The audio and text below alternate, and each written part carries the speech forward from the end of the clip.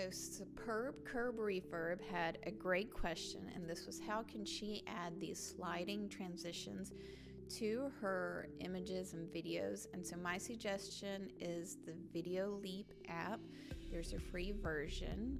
So once you download it, tap that plus sign and just insert whatever photos or videos that you would like to use. And I'm just picking some random ones. This is not actually a video that I'm making for any purpose but to just show this.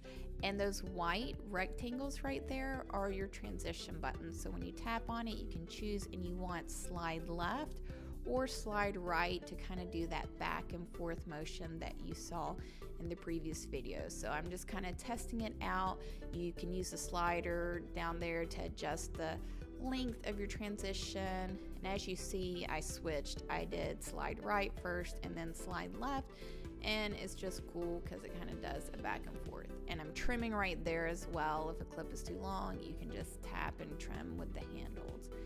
And that is how you can add slide transitions with Videoleap.